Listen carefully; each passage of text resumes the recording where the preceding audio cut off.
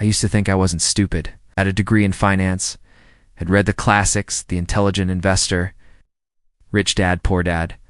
I knew the difference between FOMO and long-term investing. I opened a Roth IRA at 24, tracked every dollar I spent in a color-coded Excel sheet, and followed rational finance YouTubers like Graham Stephan and Minority Mindset. To my friends, I was the guy who had his financial life together. And yet I lost nearly $30,000 because of one piece of financial advice from a stranger on Reddit.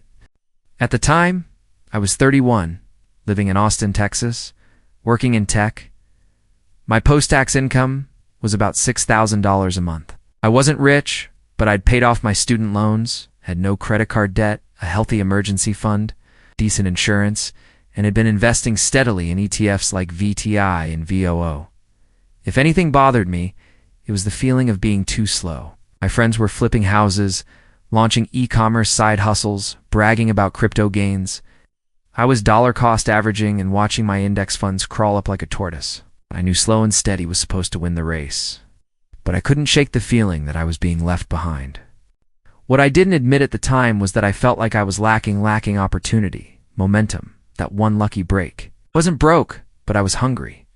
Hungry for acceleration, for some financial momentum that would validate everything I'd worked for. That's when Reddit showed up with a grin. I'd been lurking on our Wall Street butts since the GameStop saga in 2021. Back then, I just watched it unfold. But eventually, I dove deeper into subreddits like r options, our penastocks, our financial indentants. They were chaotic, a mix of actual knowledge, keyboard warriors, screenshot flexers, and endless threads of I YOLO'd my rent money and now I'm up 500%. At first I read them for fun, but like anything addictive, it became more than entertainment. It became temptation. There was one user on our options called Data Sniper. He posted screenshots of option plays, walked through trades with clean charts, rational strategies, and enough Warren Buffett-style quotes to sound credible. I started following his trades, writing down his logic and paper trading them, and oddly it worked. I decided to try it with real money. Started with $200, made $40, then $500 made. $80? I followed his bullish debit spread on AMC and made $200 in 48 hours. It felt so easy. I felt smart. I felt in control. One night, I dreamed I'd made it. In the dream, I handed in my resignation letter, flew my mom to Europe, bought my dad a car, moved into a modern apartment with an open kitchen, an espresso machine. I woke up smiling, checked my phone up another $150. I grinned like a kid who found a cheat code. That morning, I made a plan to scale. I split my savings into 3 parts: emergency fund, long-term ETFs, and the rest around $15,000 for trading options using Theta Sniper strategies. I made a timeline, double the account in 3 months, quadruple it in 6. I reminded myself I wasn't gambling. I had discipline. I had logic. I could manage the risk. Week 1, I won 3 out of 4 trades. It's made nearly $2,200. I told a friend. He raised his eyebrows and said, "You know, this is still gambling, right?" I pushed back. "No, it's calculated risk. I have a plan." I even sent him backtests, YouTube videos, screenshots. I believed every word I was saying. Week 2, I lost 2 trades in a row, down almost $3,000, but then a surprise win pulled me back. I told myself it was just noise. I was still in control. I started to believe I'd mastered the risk, that the risk worked for me now. Week 3, I went all in. I threw nearly $25,000 into an iron condor strategy on a tech stock that had just released an earnings report full of mixed signals. One of Theta Sniper's posts broke it down. Low volume, high implied volatility, perfect for a condor. Wow. The math made sense. The confidence was contagious. I followed the setup exactly, entered the trade, watched every tick. I skipped meals. My heart pounded every time I refreshed the app. I felt like I was sitting at a high-stakes poker table, except with strike prices and expiration dates. The next day, the stock didn't stay in range. Skyrocketed 18% in a single session. The iron condor collapsed. I lost almost everything. My balance dropped to just under $3,000. I didn't scream. I didn't break anything. I just sat there, silent. My hands were trembling. I closed the position, shut my laptop, stared at the ceiling. It was raining outside. I remember that because I could hear the soft tapping against the window. Inside, it was quiet. My brain felt hollow. One thought kept repeating itself. What the hell did I just do? Later that night, I opened Reddit again. At the top of the thread was a fresh post from Theta Sniper. It read, "Markets be wild sometimes, not financial advice." I laughed, a dry, bitter, stunned laugh. I didn't know if I was laughing at him or at myself. I thought I would cry, but I didn't. It was like my brain shut off the emotional switch to keep itself from short-circuiting. I just sat there, staring at the empty screen, listening to the ceiling fan hum, watching raindrops race each other down the window. Outside, life went on like nothing had happened. But I had just lost almost $30,000 in under 2 weeks because of advice from anonymous avatars on the internet. I closed my laptop. But my thoughts kept running like news tickers in a language I couldn't decipher. Each line of thought was another punch to the gut. You idiot, can you get it back? Is this a dream? What will your girlfriend say? Did you tell your parents? How long will it take to recover? Do people go to therapy for this kind of thing? That night, I didn't sleep. I didn't even lie down.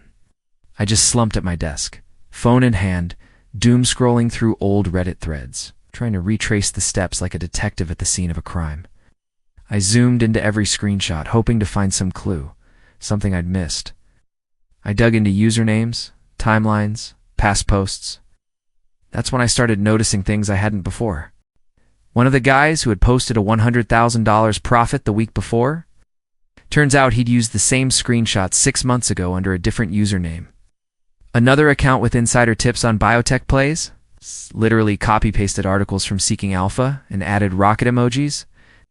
Even Theta Sniper had been called out months ago for faking results, but those comments were downvoted to oblivion.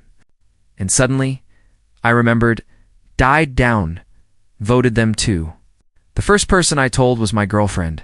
She didn't yell. She didn't walk out. She just stared at me in silence and said, "So what are you going to do now?" I didn't have an answer. I didn't plan for this. My whole life was built around the idea that I was smart, calculated, methodical. Failure was something that happened to people who didn't plan. But I did plan. I had spreadsheets. Damn it. 3 days later, it started hitting harder. I couldn't focus at work. I missed deadlines. I called in sick even though I wasn't physically ill, just emotionally paralyzed. I avoided friends, dodged group chats, ignored messages from my parents. I didn't want to hear the question, "Hey, how's everything going?" Instead, I buried myself back in Reddit, but this time not to invest. I needed to yell into the void. I made a burner account and wrote a post titled, "I lost everything because of Reddit. Don't be like me." I poured out everything, how I followed the advice, how I ignored red flags, how I talked myself into gambling under the label of strategy. The post got maybe 40-something upvotes and a mixed bag of comments. Some people called me dumb. A few were sympathetic. One guy wrote, "Well, that's the risk you took. Genius." Another said, "You trusted advice from a guy named Sniper? What did you expect?" I started fighting back, replied to every rude comment, every smug know-it-all. I called out the subreddit, the mods, the echo chamber. I even searched for other victims to rally with. I became obsessed with calling out fraud, hypocrisy, fake gurus. And then, in a random comment section, one user wrote, "If you're still spending your days on Reddit, you're not trying to recover. You're just looking for someone to blame." I wanted to curse at him. Instead, I sat there for a while. And then I logged out. For 3 months, I didn't touch Reddit. No scrolling, no lurking. Cold turkey. My evenings suddenly became quiet, boring, but also strangely peaceful. Those 3 months weren't transformative in a movie montage way. There was no miracle mentor, no hidden talent discovered, no moment where everything clicked. I just sat with the pain. I forced myself to relive every trade, every dollar lost, every dopamine spike and crash. I wrote it all out in a document. Every decision, every emotional high, every red flag I ignored. It took days. But somewhere between page 5 and 6, I realized my biggest mistake wasn't the trades. It was the mindset I brought into them. I wasn't looking for growth. I was looking for escape, for shortcuts. I wanted to catch up to my friends, to prove I wasn't falling behind, to fast-track a future I didn't have the patience to build slowly. Reddit was just the mirror. It reflected the things I didn't want to admit. That I was insecure, easily swayed, and too proud to ask for help. A week after finishing that journal, I asked for a week off work. Not to sulk, but to regroup. I booked a session with a financial advisor. A real one, licensed, with a door and a desk and no anime avatar. I told him everything. He didn't judge. Aid. He smiled and said, "You're not the first, you won't be the last. And you're still early enough to recover." That sentence, "you're still early enough to recover," landed like a parachute. It's not because it made the loss go away, but because it reminded me I wasn't ruined. I was just roughed up. I no longer believe in miracle trades. I no longer chase the thrill of fast money. I stopped watching finance YouTube with clickbait titles and unsubscribed from every subreddit that treated risk like a sport. I automated my savings. I set up boring index fund contributions. Built a new budget. Started reading slower, denser, more boring financial books. I walked every evening without my phone. I even took a beginner's course in behavioral finance. Not because I needed to, but because I wanted to understand myself before understanding markets. 3 months later, I hadn't recovered the money. It's not even close. But I'd recovered my balance internally. I didn't feel the need to explain my loss to anyone. I didn't flinch when someone mentioned Reddit. I didn't check my brokerage account 5 times a day. And most surprisingly, I felt grateful. Grateful not for the loss, but for the clarity it gave me. No YouTube guru or subreddit thread ever taught me as much as that $30,000 mistake. Because sometimes the most expensive education is the one that sticks. I didn't tell my parents. Not then. I couldn't bring myself to say it. My dad had worked construction his whole life and never had more than a few $1,000s in the bank at once. Telling him that I'd blown through nearly 30 grand in less than a month in Reddit no less felt like trying to explain calculus to someone drowning. It wouldn't help. It would only hurt. Instead, I said I was reevaluating my financial strategy, which technically wasn't a lie. I kept things vague, safe. I smiled on Zoom calls, nodded through family dinners, and said things like, "Yeah, work's been a little intense lately," which was code for, "I'm still trying not to spiral." I hadn't lost my job, but I came close. My manager noticed the missed deadlines, the lack of energy, the hollow "I'm good, just tired" replies. At one point, she asked if I was thinking of leaving, and for a moment I almost said yes, just so I could disappear without needing an explanation. But I didn't. I held on. Some days were better than others. Some days I woke up and thought, okay, new chapter.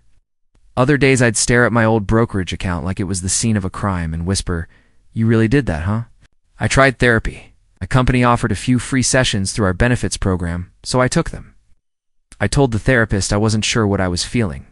Regret, shame, rage, confusion, all of it swirling together like a financial hangover.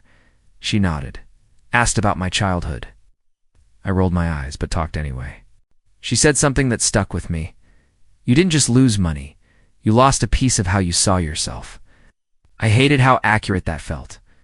I used to see myself as careful, rational, someone who did his homework, who didn't fall for shiny traps. But now, I felt like a walking contradiction. A man who followed all the rules until he didn't and paid the price. I went back and reread some of my old Reddit posts, the one where I confessed my loss, the one where I snapped at a guy for calling me reckless. I cringed at my own words. The tone, the anger, it's the need to prove I wasn't stupid, even as I documented my own stupidity. There was one comment that haunted me. It said, "You didn't get tricked, you wanted to believe." That's the difference. It was true. I wanted to believe in a shortcut. I wanted to believe that I was one Reddit thread away from freedom, one good trade away from escaping the slow grind of adulthood. I wanted it so badly that I stopped asking questions. I just followed. One night, I had a vivid dream. I was back in the Reddit thread, scrolling. But instead of stock charts, the posts were photos of people I knew, my mom, my girlfriend, my boss. Each of them was holding a price tag. I couldn't see what it said, but I knew it was high. And in the dream, I just kept scrolling, like if I scrolled long enough, I'd find the refund button. I woke up sweating. That morning, I deleted every finance subreddit I was following. Not out of spite, out of self-defense. I started spending more time offline, It's not in a heroic, digital detox kind of way. It's more like I was recovering from a toxic relationship. I walked without headphones, cooked more, journaled, tried to remember what I used to enjoy before every moment felt like a stock ticker. I also made a promise to myself. I would never again take financial advice from anyone who wasn't legally responsible for the outcome. That meant no more bro science money tips. Now more Twitter threads from 19-year-olds claiming they turned $500 into a Lambo. No more threads where every comment ended in not financial advice, but was clearly meant to be followed. I unsubscribed from 3 Discords, blocked 3 YouTube channels, removed TikTok entirely. Slowly I started rebuilding, not my portfolio, my trust in myself. It wasn't easy. Every time I saw someone post about a 10x crypto or a zero-risk side hustle, a part of me still twitched. The part that wanted back in, the part that whispered, "You've learned you could do it better this time," but I ignored it, because that voice wasn't my friend. It was the ghost of my desperation. Instead, I started small. I opened a new brokerage account, but this time, it was boring on purpose. No margin, no options. Just index funds and dividend stocks. I set up automatic transfers every paycheck. I didn't try to time anything, I just let it run. I read books again, not the flashy bestsellers, but the dry ones. The ones about investor psychology, cognitive bias, risk management. I started listening to podcasts where people talked about losing money, not just making it. I realized that stories of failure taught me more than success ever did. And I wrote pages and pages. Letters to my future self, lists of red flags I'd ignored, affirmations I didn't believe yet. It felt dumb at first, but eventually it helped. Then, one day, I got a message from a guy I used to argue with on Reddit. He said, "Hey, just wanted to say I read your post again recently. It helped me pull out before I lost more. Thanks." I didn't know how to reply. I just stared at the message, hadn't helped myself. But maybe, accidentally, I'd helped someone else. That night, I told my girlfriend the full story of the parts I'd edited before, the stuff I was ashamed of, the truth about how deep I'd gone, how scared I'd been, how long I'd tried to pretend I was okay. She didn't interrupt, she just held my hand. And when I was done, she said, "Thanks for telling me. I'm glad you're still here." And for the first time in months, I believed it. I was still here, still standing. Maybe, just maybe, that was enough for now. I started to get used to the silence. It's not just the literal silence.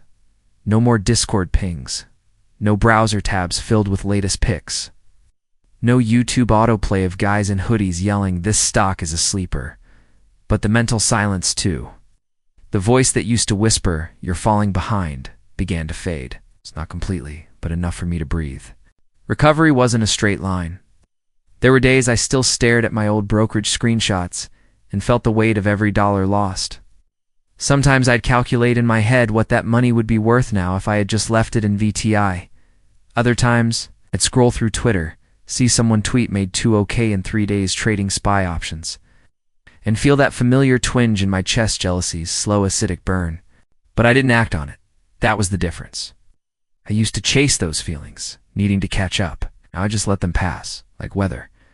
Unpleasant, but temporary. There's this weird moment in financial recovery where you realize the hardest part isn't making the money back. It's forgiving yourself for losing it. I'd punish myself in 1,000 small ways. I skipped vacations, turned down dinners, said no to things I could afford just because I felt I didn't deserve them anymore.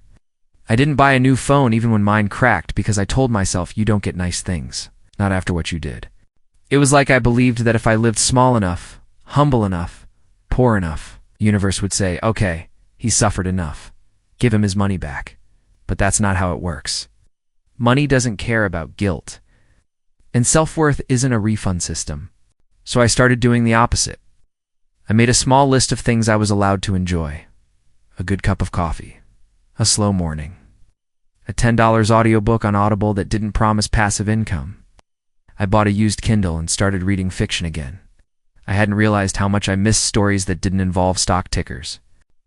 Around that time, a coworker asked if I wanted to join a fantasy football league. Normally, I'd decline.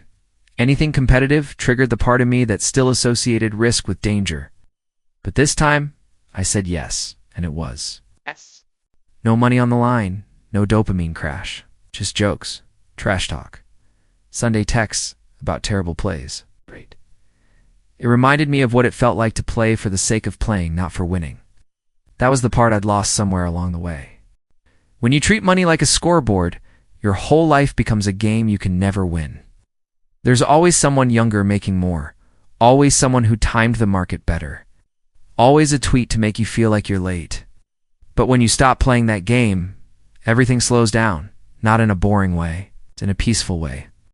I started journaling again, not about trades or budgets, but about feelings. I wrote about the shame, about how I used to Google how to recover financially fast, like it was a medical emergency. I wrote about the Reddit threads I'd bookmarked and never revisited. I wrote about my girlfriend and how she never once made me feel small, even when I had shrunk into myself. And I wrote about my dad. I still hadn't told him. It wasn't just embarrassment, it was legacy. He'd worked hard his entire life, built everything with calloused hands and early mornings. He never took big risks, he never chased trends. He believed in saving and modesty and living just below your means. He didn't trust the stock market, didn't even use online banking. He used to say, if you can't touch it, it isn't real. And I'd lost $30,000 by clicking buttons on a screen because someone named Thetisnipper said it was a sure thing. How do you explain that? One Saturday, we were working on his car together. I was passing him tools, pretending to know more than I did, and he suddenly asked, "You still doing that investing stuff?" I paused, took a breath. "Yeah," I said, "but not the same way anymore." He nodded. "Good. Just be careful. It's not a casino, you know." I wanted to laugh, or cry, or confess everything. But instead, I just said, "Yeah, I learned that the hard way." That was the closest I came to telling him. And for now, it felt like enough. Later that week, I got a call from an old friend I hadn't talked to in over a year. He'd seen my old Reddit post. Somehow it had resurfaced and gotten shared around in a finance Facebook group. He said, "Dude, I just want to say that post. That took guts." I didn't know what to say. I didn't even remember half of what I'd written in that thread. I'd been so raw, so embarrassed that I blocked it out. He continued, "It helped me. I was about to go in heavy on this leveraged ETF because some guy swore by it. And then I remembered your line about chasing credibility instead of chasing clarity." That line hit. I hung up, stunned. It wasn't that I was proud of my loss. I wasn't trying to become some cautionary tale influencer.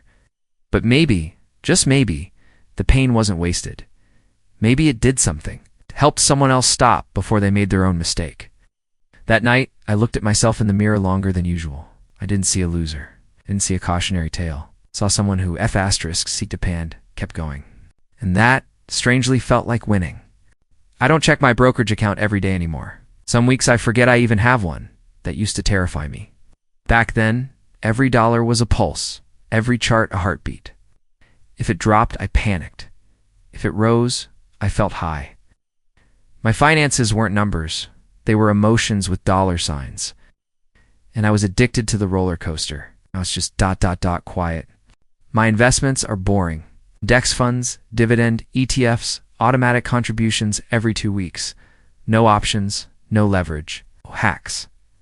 And ironically, I've never felt more secure. Not because I'm rich, but because I'm no longer chasing something I don't understand.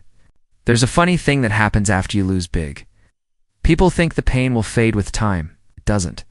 It just settles differently, like scar tissue.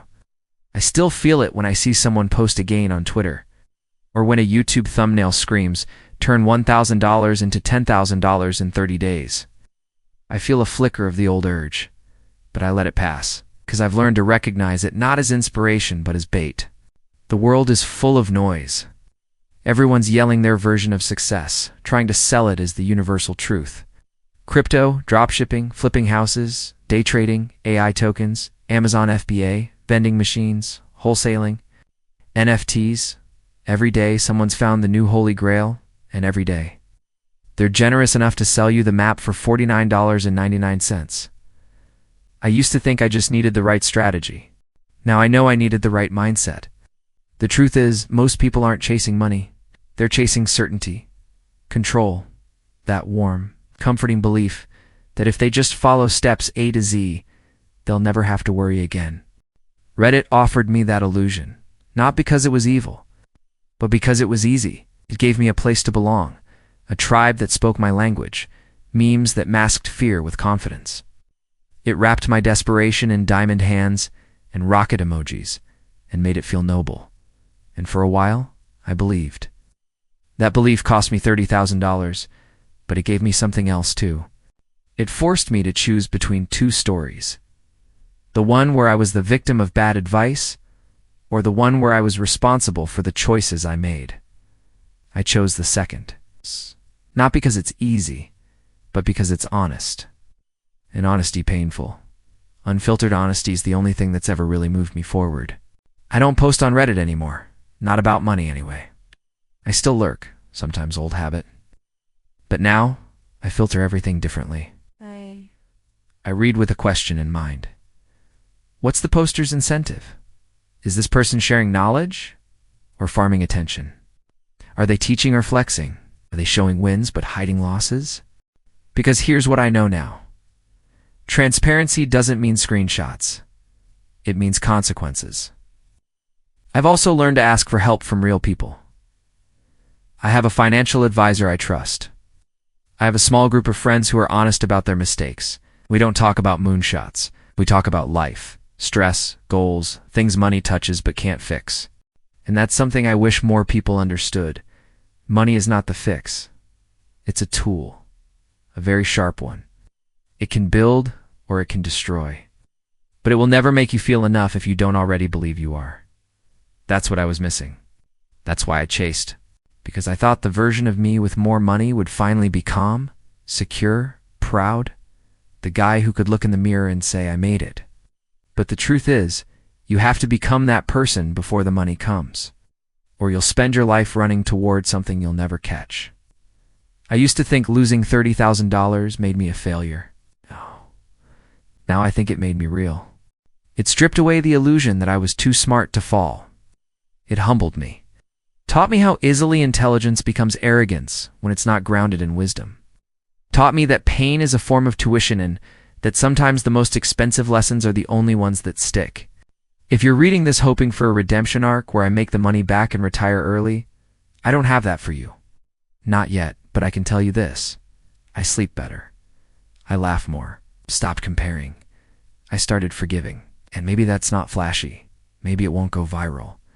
But it's real. And it's mine. So here's my last piece of advice. Not financial, just human. Don't measure your life by someone else's highlight reel. Don't let an anonymous stranger's lucky trade make you feel like a loser. Don't let your worst moment become your whole identity. You are not your losses. You are not your balance. You are not your mistakes.